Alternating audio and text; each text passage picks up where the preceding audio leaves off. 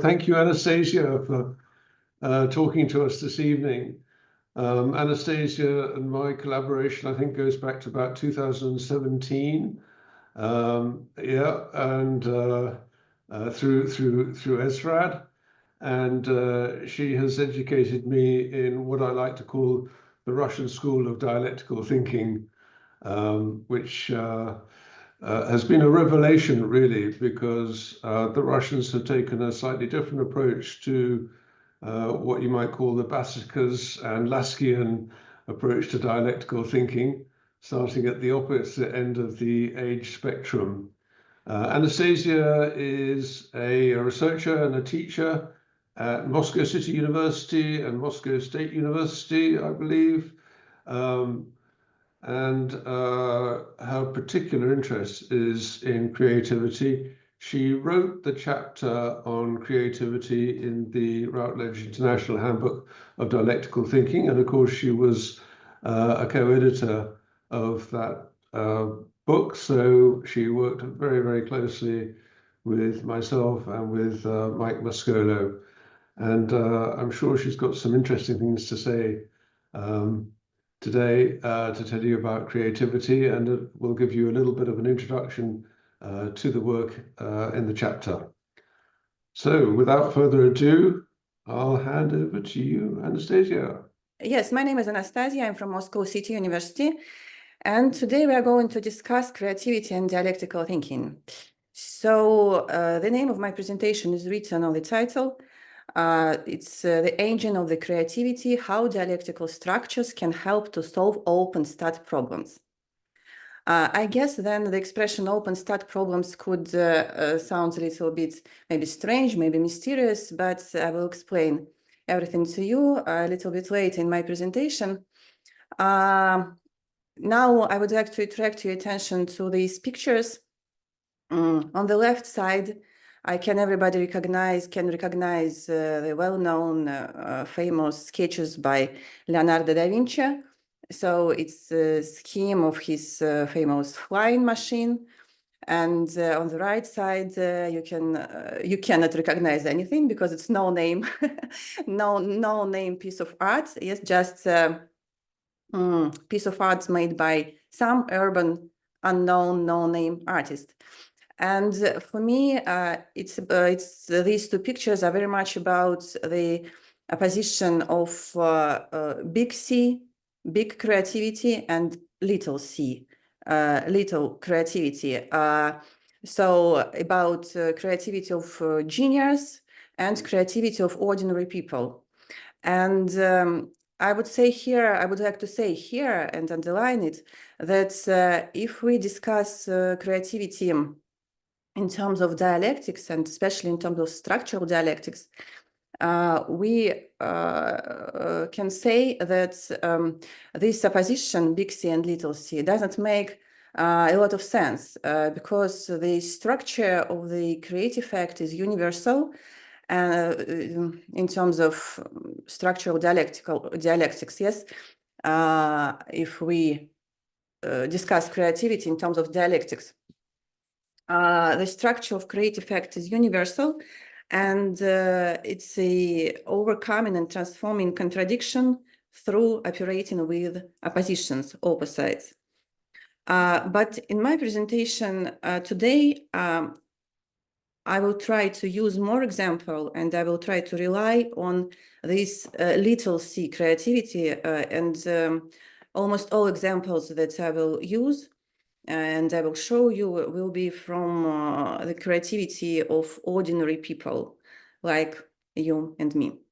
Yes, so, and the starting point for our discussion for today is the slide about Joy Guilford. I think that almost everybody knows that more than 70 years ago, Joy Guilford, American psychologist, suggested us the concept of divergent thinking as an alternative to convergent thinking. And in fact, he suggested to research the new type of tasks with open end. Yes, So in my title, it was tasks with open start, and Joy Guilford suggested us to research tasks with open end. So as an alternative to tasks with one correct answers, yes, one correct answer. Open-end tasks are with multiple answers. And we know that more than 70 years passed already. Yes, now it's 2024. But if we would like to find in the literature some typical definition of creativity, widespread definition of creativity, we will find something like this, this definition, which is written above. So creativity is typically defined as the combining, synthesizing, or bridging of ideas, information, and knowledge to generate novel, original, and appropriate solutions. So, I would like to, why I'm saying that it is starting point for the discussion today, because I would like to say and to highlight that, to my mind, there are at least 3 problems with this typical definition of creativity. So the first one is the fact that this definition highlights almost only combinatorics. So this definition regards a creative process almost only as combining, bridging, and synthesizing, yeah, combining, combinatorics. And after Guilford, of course, you know that Paul Torrance suggested this psychodiagnostic measurement tool to measure creativity, and suggested this famous 4 parameters: criteria, fluency, originality, flexibility, elaboration. And I would say that all of these criteria are quantitative, not qualitative, but quantitative. And it's very understandable, because if your definition highlights combinatorics, so you will have quantitative criteria. It's unavoidable. It's the first problem with that. The second problem, to my mind, is the fact that the tasks that are suggested to the respondents don't reflect the specific situation when a person needs a new solution. You can just remember yourself at the moment of your life when you really need a new creative solution. I'm sure that it's not about combinatorics at all. I'm sure that it is something that you found yourself in some problem mess, a mess of uncertainty, and you should to cope with it. And the third problem that I see in this definition, that it ignores a huge part of creative process before solving. And to my mind, it's a very important aspect, and we don't have any right to ignore it. And when you really need a creative solution, yes, so what do? You try to cope with uncertainty, to cope with that problem mass that is surrounding you. You frame the problem as a contradiction, and then you convert an emotionally stressful, maybe painful, emotionally strong experience of tension, of contradiction, into intellectual work with oppositions, with opposites. Here in this slide, you can see 2 pictures. I like both of them in pair. So it has the same name. The name of both paintings are called Torments of Creativity. And I would say that both authors catch that very moment when a person tries, within the creative process, tries to cope with uncertainty and tries to cope with that emotionally painful experience and to convert it into some intellectual work with opposites right in this very moment. And on the left side of this slide, you can see some typical tips for teachers. All internet is full of such tips, and all methodological literature for teachers is full of such tips. Typical tips for teachers how to train creativity. Yes, for example, add more ideas, generate many ideas, right? Find more than one right answer, push past the first response.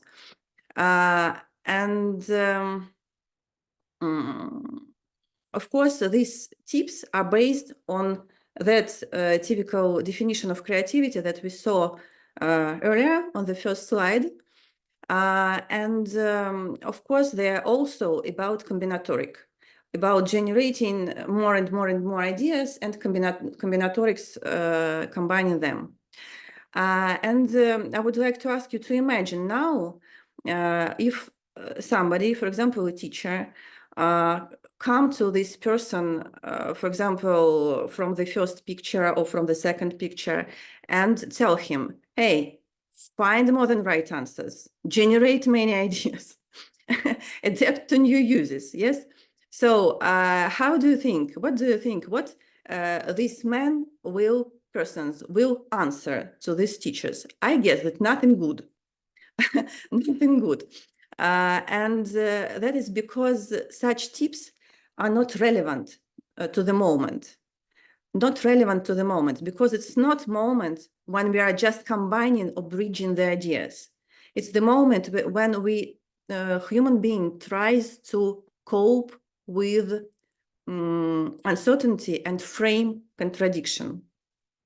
Here on the top of the slide, you see that I ask the question, how, no, this slide. On this slide, sorry, I ask the question, is typical definition of creativity really helpful for educators today? And now I would like to suggest you a series of examples. It will be dealing with connected to global research PISA.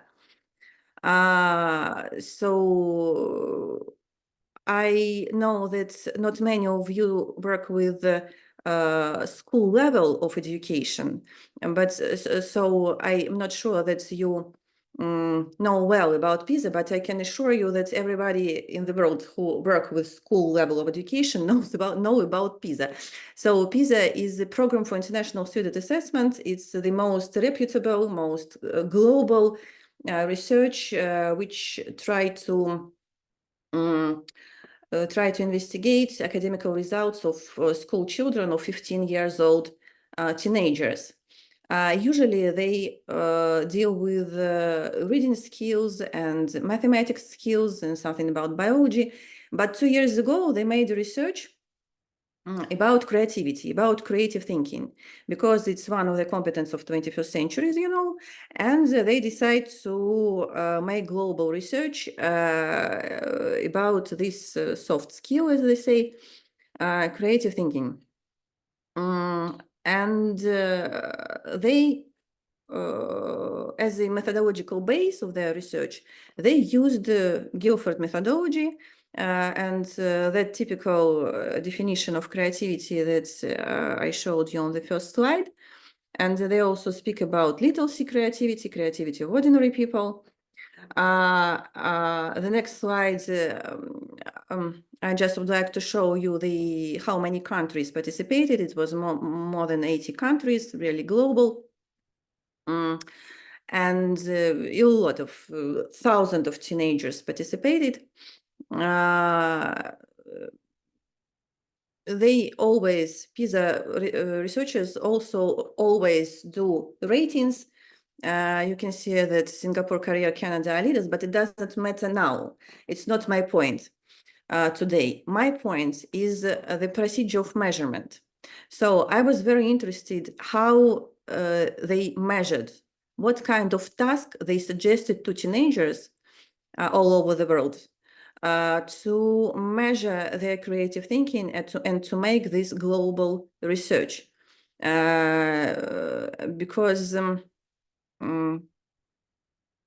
of course, everybody understands that the results are very depend on the measurement procedure. So, and if we go deep into details and we analyze what they measured, in fact, we immediately recognize those 4 parameters: flexibility, originality, and 2 others. Here I would like to suggest you one example. I will explain later why it's important for me to explain it in details. So, for example, the task on flexibility. They on the right side of the slide, you see the picture, and they ask their respondents write 3 different titles for the illustration on the right. Yes, for this illustration with book and tree and bench. On the bottom of the slide, you can see their scoring system. How did they gave scores? And you can see here that, for example, you have student A, student B, and student C. And student A has no credit. Yes, so 0 score. Student B was the best, and student C more or less. Yes, and why so? Yes, why such scoring system? Student A told us the big book, the giant book, the large book. So, okay, according to Torrance diagnostics, psychodiagnostics, so the same object, the same characteristic of the same object, 0 points. Yes, so the student B, the lonely tree, the written trail, the perfect story. Maximum score, why? Because 3 different objects and 3 different characteristics. So it's about flexibility. And student C, the freedom of a story, life is a story waiting to be read, the power of a story. I think that you feel that the answers of student C are a little bit more interesting than of student B, but it will be partial credit. Why? Because the freedom of a story and power of a story, it's about the same object. It's not so flexible, according to strong, strict rules of psychodiagnostics by Torrance. One more example about originality. So it's example of a task, another task. It's about, respondents are asked to come up with comic strip. So look at the illustration on the right side and come up with a dialogue, comic strip, and dialogue in it. Yes, dialogue between the sun and the earth. I would like to attract your attention here that they demand humor, because it's not accidentally, because humor is a really significant and serious characteristic of cognitive, highly developed cognitive structure.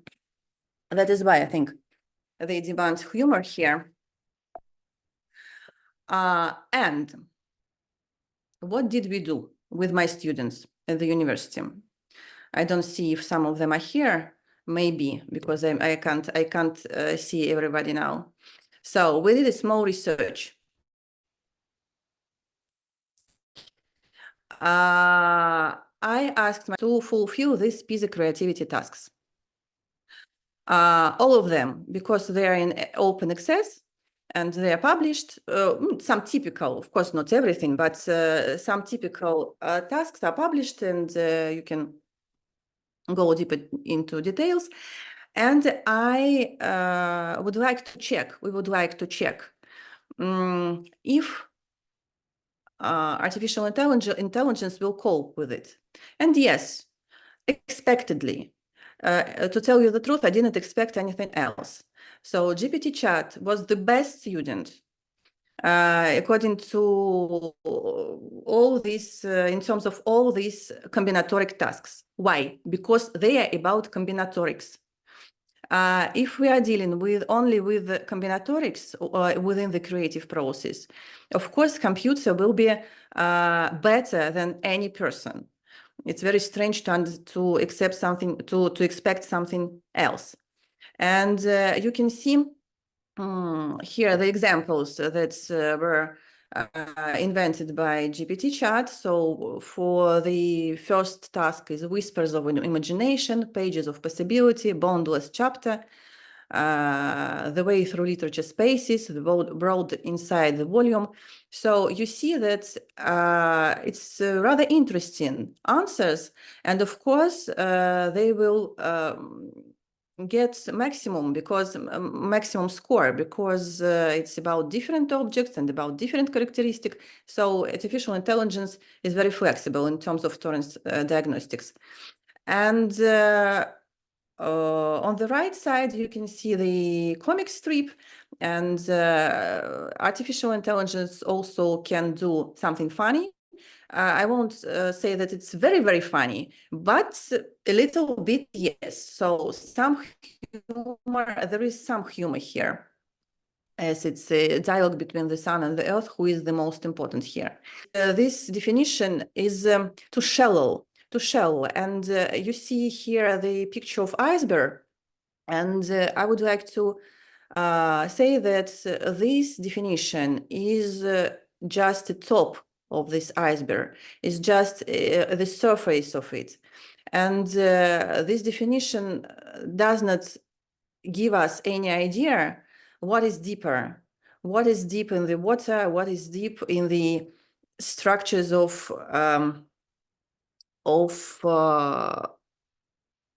creative process. And I'm sure that all over the world and in all countries, the problem of using artificial intelligence is discussed very widely and very often.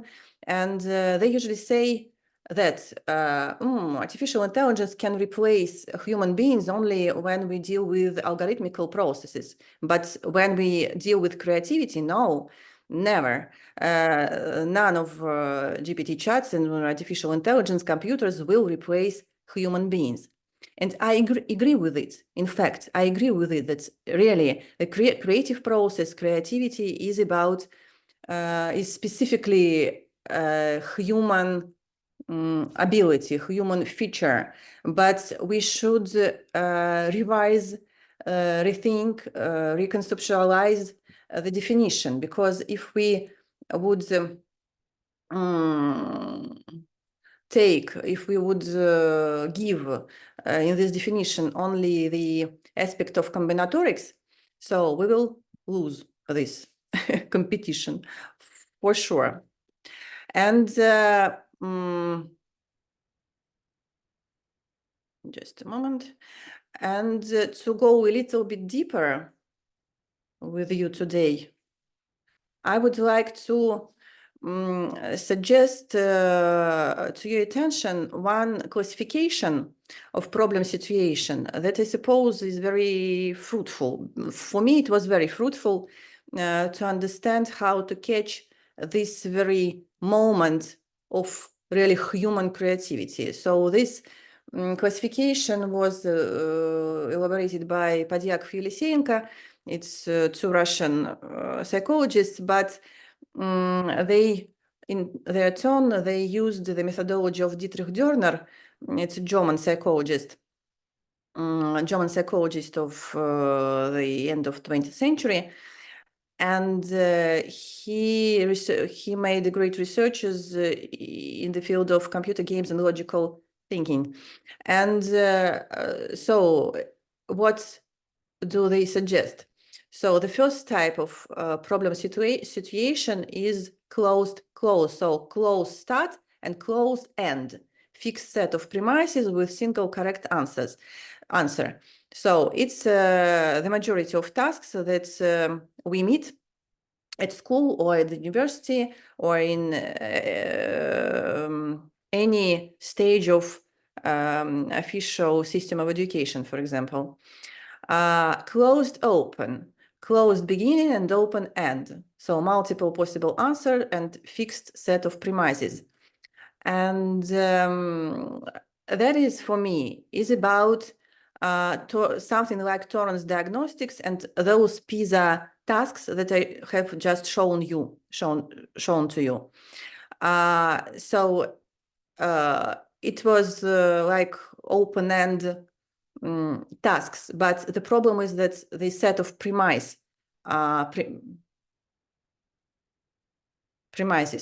set of premises are fixed. And the third type of problem situation that we suggest to take into account is open-open, an open start or open beginning and open end, multiple possible answers and open set of premises. As for the examples of such type of problem situation, I put here the example from old Russian fairy tales. So, and some funny picture about it on the bottom, on below. Yes. So when Russian Tsar wants anybody to do something impossible, to order to order somebody to do something impossible. Usually Russian Tsar say something, go there, I don't know where to bring that, I don't know what. So it's the typical task which we can call open task, open task, open start problem. But as for ordinary life, as for our everyday process, I would like to say that open start problems, almost each ordinary situation can become open start problem. For example, to write a book, to make a painting, to compose the music, to make PhD research, to make a presentation about creativity and dialectical thinking. So all this problem, all this situation could be open, could be considered as open, because they have the space for personal free goal setting. So in these tasks, they are so wide that I can put my agency there. If we are speaking about our ordinary life and tasks that we meet every day, so almost each situation can become open problem. All these tasks could become open task with open start. Why? Because they have enough space for me as a person to set my free personally important goals. About free goal setting, they have enough space for me to put my agency there. And that is why there are a lot of number of open start problems. We should not invent something special, but we should define them. And the challenge is how to catch them and how to use this third type of problem situation in the procedure of measurement and in the procedure of educational and in different educational practices. So if we will have time after the presentation, within the discussion, I can give you some more examples from educational practice, because my older daughter studied game design, and I feel that they use open start problems. It's quite interesting and really provoke creative process in students. But now I would like to give you another series of examples, and it will be examples that has very much in common with open start problems, about this type of problem situation. I think everybody remember COVID times, and everybody remembers that everybody was isolated. Yes, and social media at that time became extremely popular, and in Russian part of Facebook, that times during maybe 3 or 4 months was extremely popular and well-known flash mob or such Facebook activity when during about art. The name was art isolation.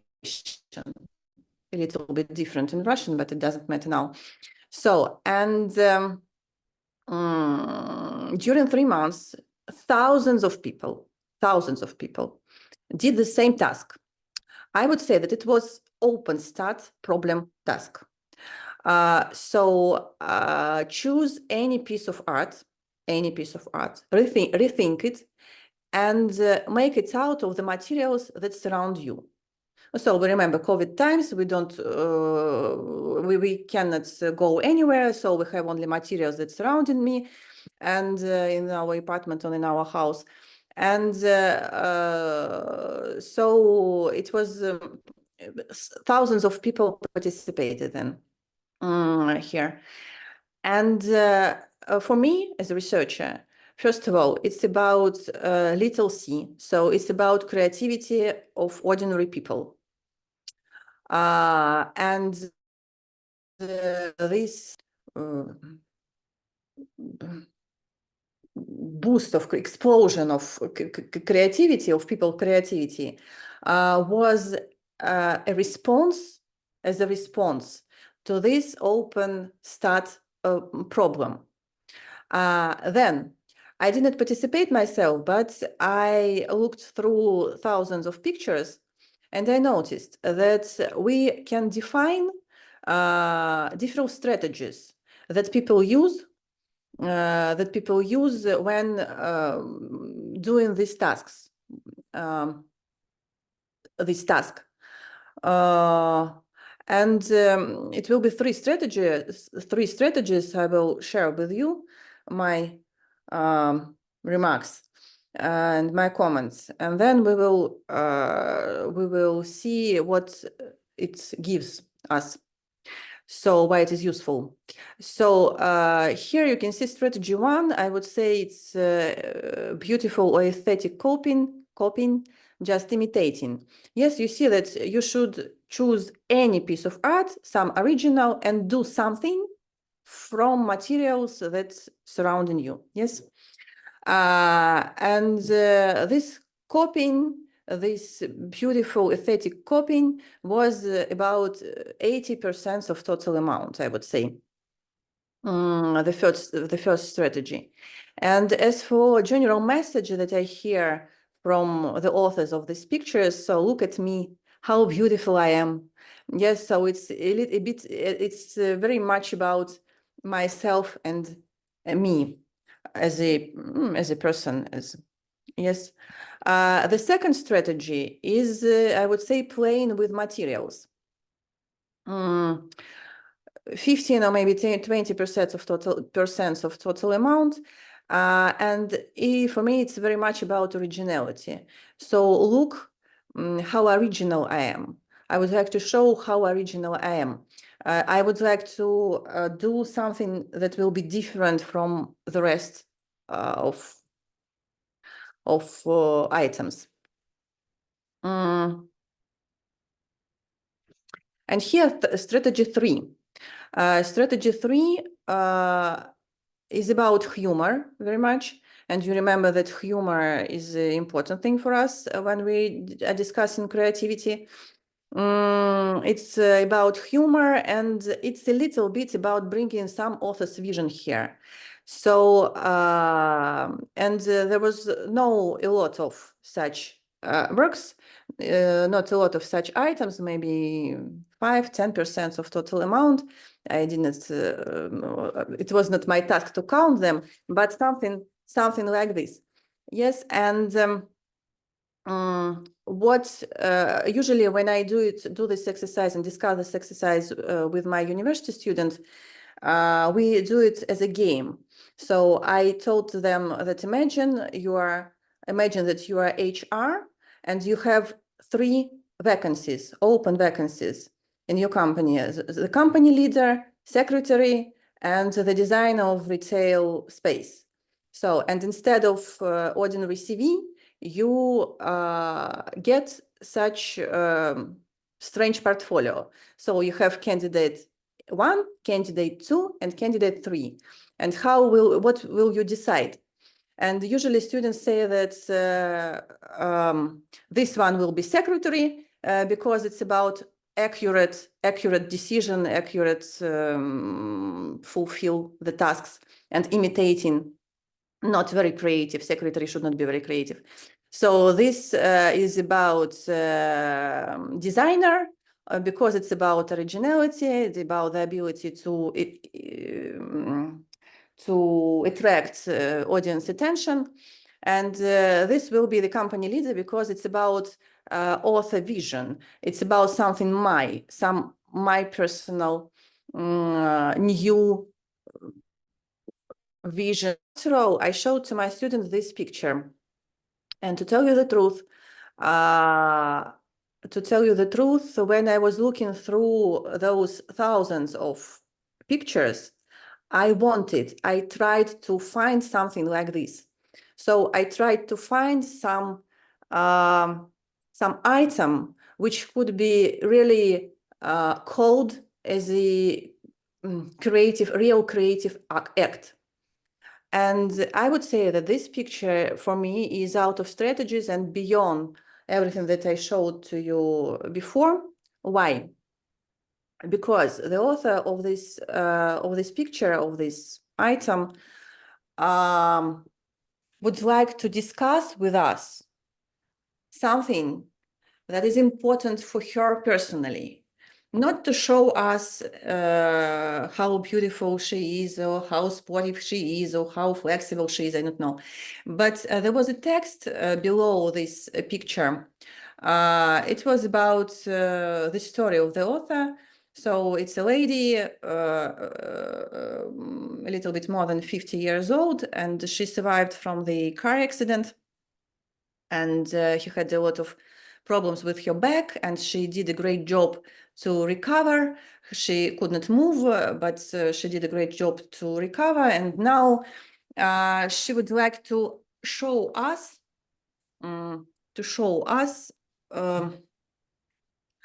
that the beginning, the start, can take place at any moment of life.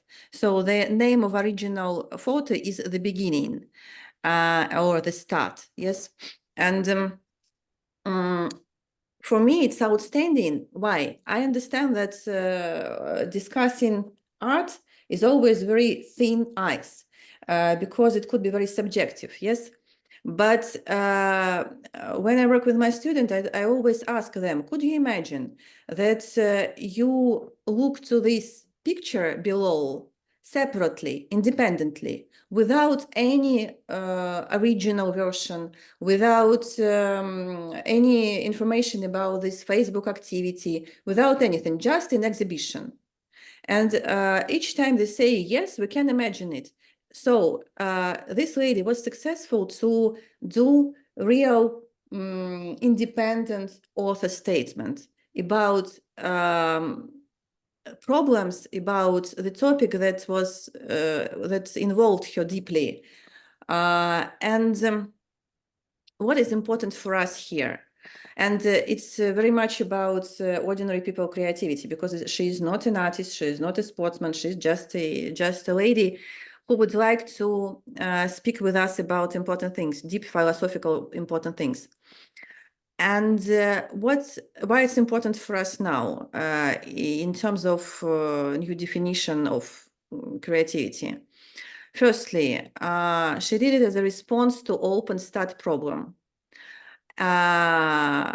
Secondly, personal meaning. It's very, very important. If we speak about human creativity, the essence of human creativity, personal meaning is a very important aspect. So it is not affordable for any artificial intelligence. Then dialectical structure.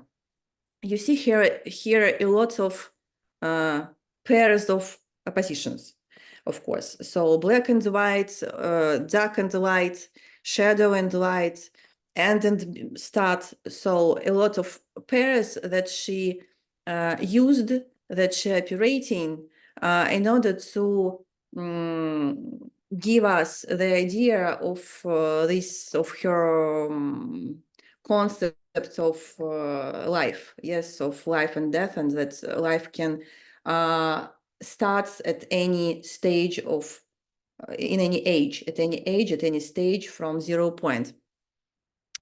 And I would say that it's unavoidable when we start talking about really complex philosophical problems. We can't avoid dialectical structures. We don't have any chance to not to use them. Of course, we structured this uncertainty which is surrounding us with extremes, with these extreme points opposite one another. And symbolic space, symbols, they're also very important. And you see here the symbol of egg. The symbol of egg is the beginning, start, and show also uses. And here, this slide for me is very important in terms of future research and future educational practices about creativity and dialectical thinking, because it's very important to understand then that when a person dealing with open start problem, the decision maker firstly make an idea, a model of this problem. And even if the task initially formulated as open, a person can simplify it and start solving as if it was closed one. Because, for us, for researchers and for educator, it's very important to my mind to catch this very moment when it's happening in the mind of person.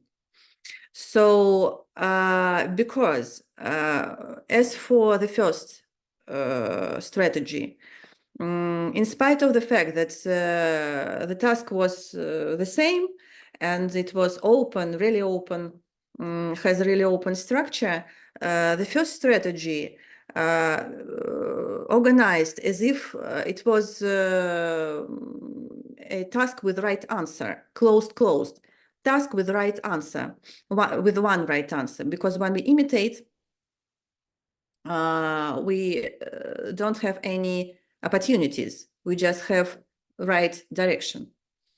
As for the second strategy, it's also simplification for me. And so these people tried to deal with this open start problem as if it was closed open. So it was about something about like in Torrance diagnostics.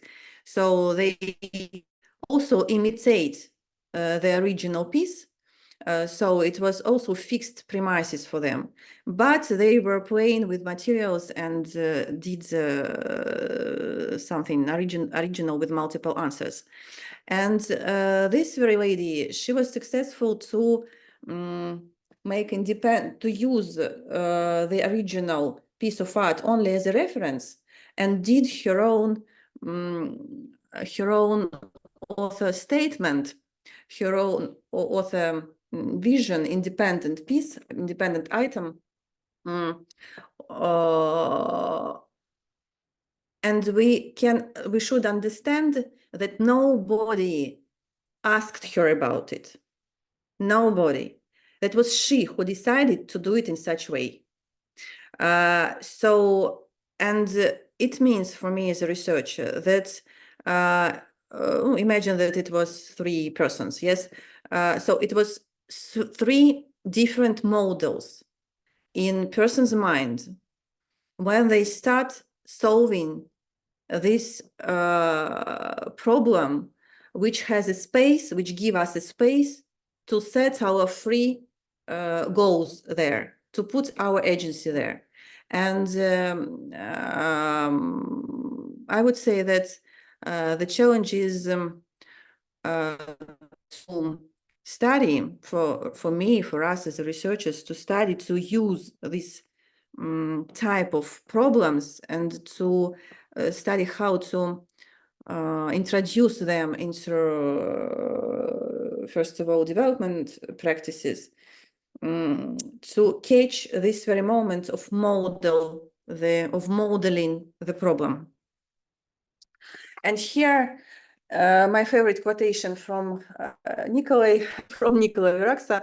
So because I belong, as Nico already said, I belong to Russian School of Structural Dialectics, and everybody who belongs to this school have a favorite quotation from Nikolai.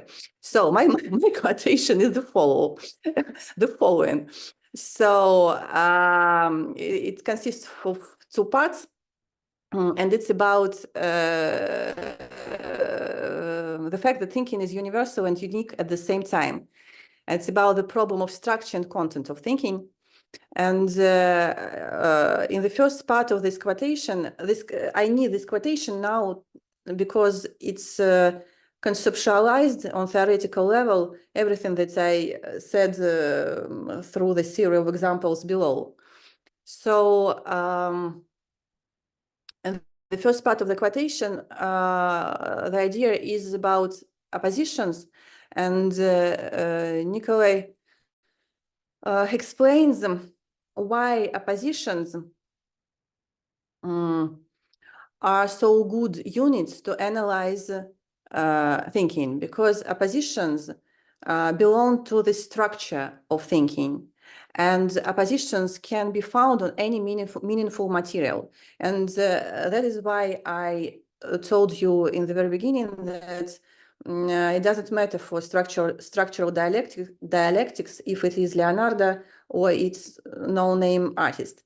So we can both, and Leonardo and no-name artist, both of them overcome contradiction. They met contradiction, overcome it through operating with oppositions.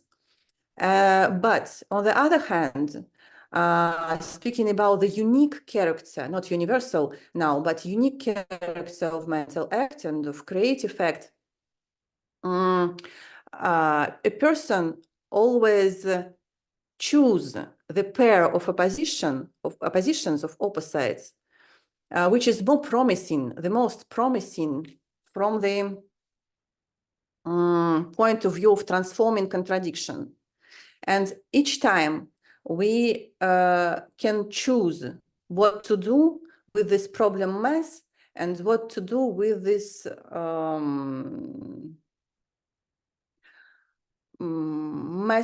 situation of uncertainty, which pairs of oppositions will be more helpful for us. And I would like to sum up now. I would like to sum up.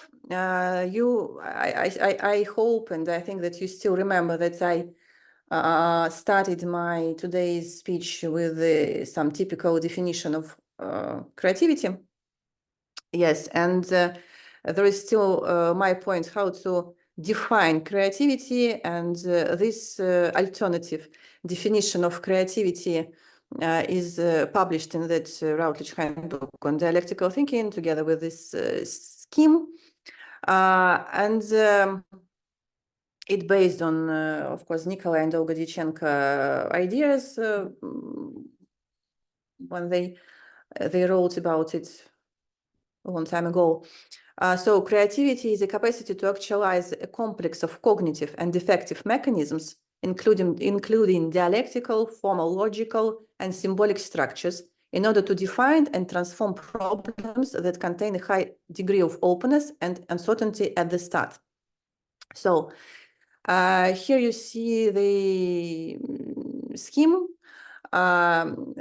Maybe in sometimes we will see some version 2 or version 3, but at the moment, so it looks like this. So it reflects different types of mental tools that we use: formal logical thinking, symbolization, dialectical thinking, which are actualized in person's mind when he or she is coming from point A to point B, from problem mass, from the mass of uncertainty to the number of creative solutions, overcoming contradiction and operating with oppositions. And here I repeat the picture of iceberg again, and I think it's more or less relevant. So we can say that I'm not going to say that the typical and accepted definition of creativity is not correct. It's correct, but it's shallow, it's not enough. Yes, and of course, synthesizing, combining, bridging the ideas is a part of a creative process, but it's not in the structure of creative processes. And I would say that maybe it can look something like this. Here, it's a big conversation. I'm not going to go deep into details here, but I would like to say that here in Russia, when we develop different educational practices, we try to support these schematas, this structure, try to support all these mental tools and dialectical thinking and symbolic spaces. Here you can see some pictures from our kindergartens work, but not only kindergartens. I think you remember Igor's report some months ago about positional method, and he told everybody that the positions has 3 groups, and also normative. It's about formal logic. Normative positions, dialectical or transformative positions. It's about dialectical thinking, and symbolic group of positions. It's about symbolization.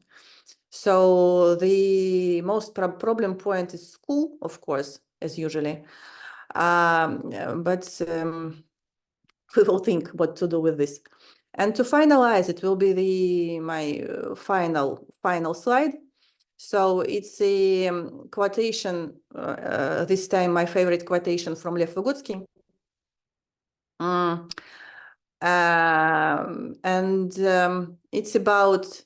It's not so well known as the rest of Vygotsky ideas, but for me it was like a boost, like a push.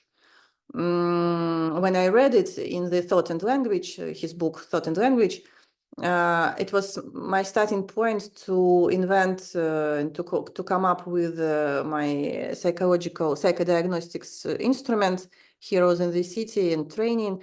They are described in the Black Book, described in the Routledge Handbook on Dialectical Thinking. So I won't. That is why I did not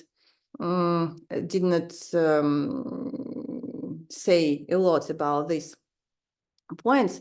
It was more important for me now to give you some vision of the problem.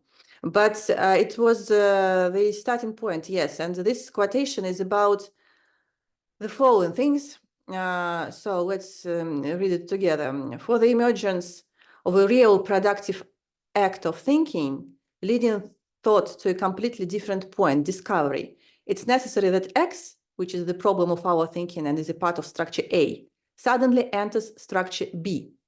Therefore, the destruction of the structure in which the problem point X initially arises and the transfer of this point is completely different structure are the main conditions of productive creative thinking.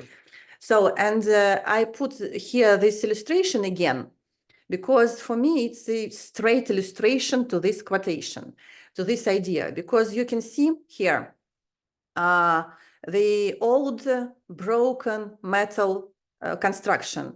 Yes, it's like a advertisement billboard just in the street. And you see that we can analyze it as a structure A. And we see this broken element on the right. This broken element, it will be our X, which is the problem of our thinking. It's really problem of our thinking because it's broken element, and because of it, we should throw this metal construction away. We cannot use it. But imagine that somebody, some no-name artist, maybe me, maybe you, is passing by this metal construction and look to it. And suddenly something happens, and this person see this new structure B. This problem point X suddenly enters to the structure B, and this garbage turns to the piece of urban art, because he added just one thing, just this yellow fighter who pretends to break this metal construction, and all this picture now makes sense, make additional sense. So, and I feel that, and I would say that Lev Vygotsky left us a key to understanding the creativity, the essence of really human creativity. But we should invent how to use it, where that key holes that we can insert this key in terms of educational practices and measurement procedures. So some additional slides. These are books. On the left side, it's Routledge International Handbook of Dialectical Thinking that we just published. On the left side. On the right side is a yellow book that we are waiting to be published in February. It's about our work with Igor and Olga and a lot of other authors here. It's described our work with kindergartens and how to develop dialectical thinking and creative environments, creative abilities in kindergartens. Some articles in English with links, context. Thank you for your attention. Thank you. Anastasia, thank you so much. That was wonderful. And thank you particularly for battling through bandwidth problems, translation problems, and just keeping going. That was very, very interesting. I thought your images were extremely striking and said a lot about the differences in terms of originality of thought that goes into these different ideas of creativity. I'm sure people would have some questions, and I'm happy for them to put them in the chat or to raise hands and take people in turn if they do. I would like to kind of just offer one of my own to kick off with, if it's okay with everybody. And simply to ask you if you could say a little bit more about the role of emotion in creativity, because you talked earlier on about the torment of creativity with those two pictures. To what extent is emotion, either negative or positive, an important part of the creative process? It's not so trivial questions, I would say. And me and Nikolai, we have an article about complex emotions and dialectical thinking in preschool age. And we had a research which showed us that dialectical structures and complex emotion, what does mean complex emotions? It's about mixture of emotions, like, you know, like, light sadness, or maybe, I forgot all English words, sorry, but a mixture, when you mix different emotions at once. Yes, not simple like just anger or just fear, yes, but such complex and variable cocktail shake of the emotion that we feel, that human being can feel. And we understood then that we made this research that it's more or less one age when a human being started to catch dialectical structures, contradictions, and this emotional intelligence also developed. As for me, as far as I understand it, emotional component is important. And Vygotsky told us about the unity of affect and intellect and affect. But the problem is that almost everybody can feel the mixture of emotion and to feel contradictions, but not everybody can convert it into intellectual work to produce something new. So I'm not sure that it's possible to create something really important without any emotional involvement. No. And the sign of a real creative act is your strong emotions towards it. So I love my presentation today, sorry. For example, I'm strongly involved emotionally. but I would say that the opposite conversion is not always possible. If I try to answer, if I answered. Well, I think you're entitled to feel great about your presentation, Anastasia. Thank you. Igor had a question. I noticed your hands up, Igor.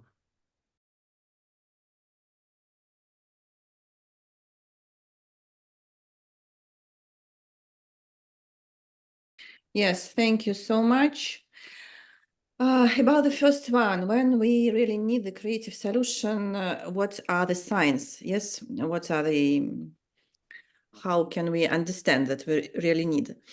So to my mind, maybe I'm not right, but to my mind, I suppose that that is our subjective feeling of discomfort and uncertainty.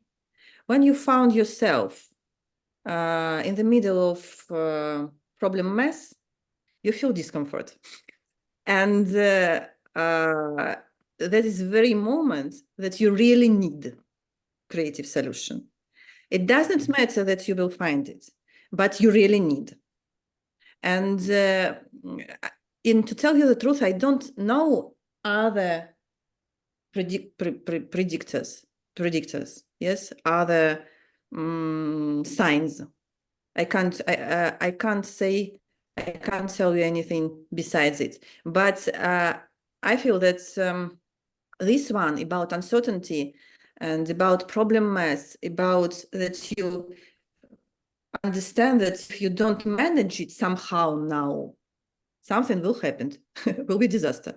So but it could be subjective. For other people, it couldn't be not a disaster, but something.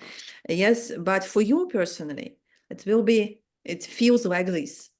And it's returning us to Nick's question about emotions, because emotional component showed you that you really need. And your second question about what should we do? what to do to scaffold it.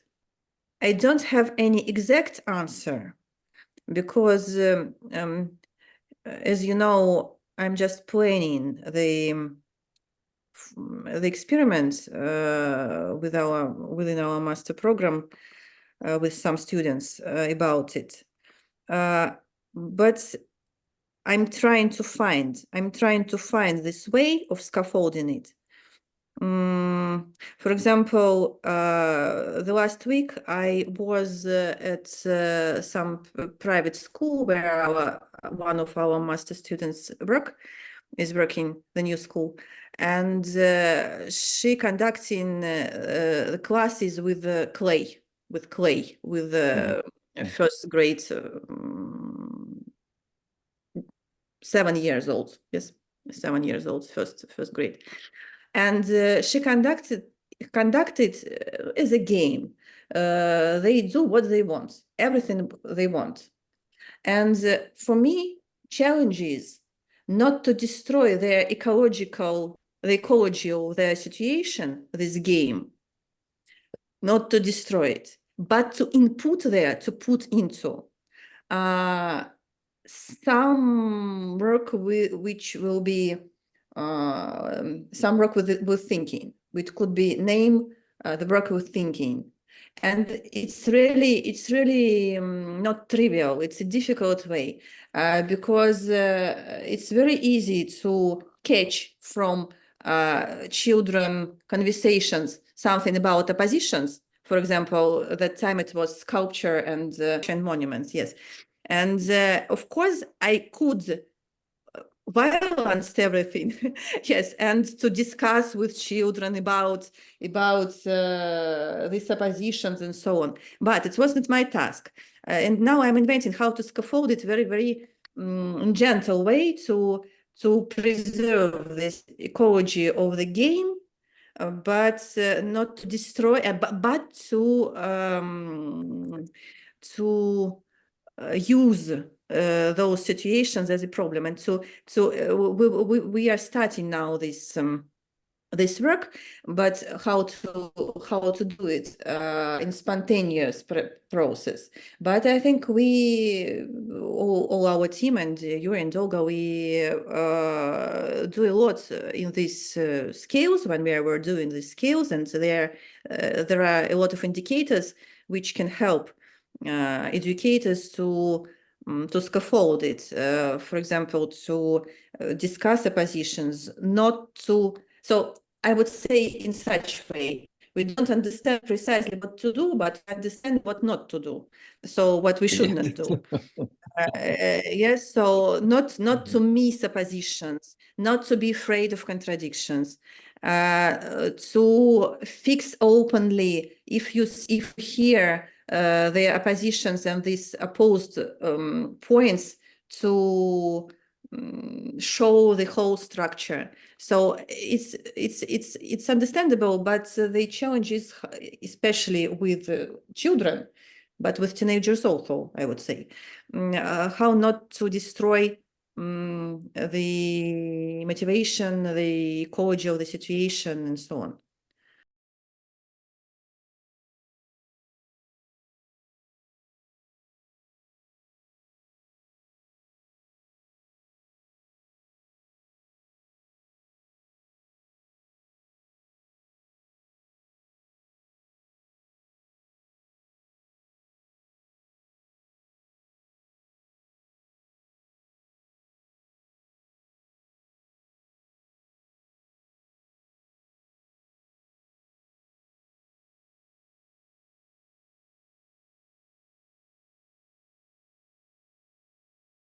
I think yes.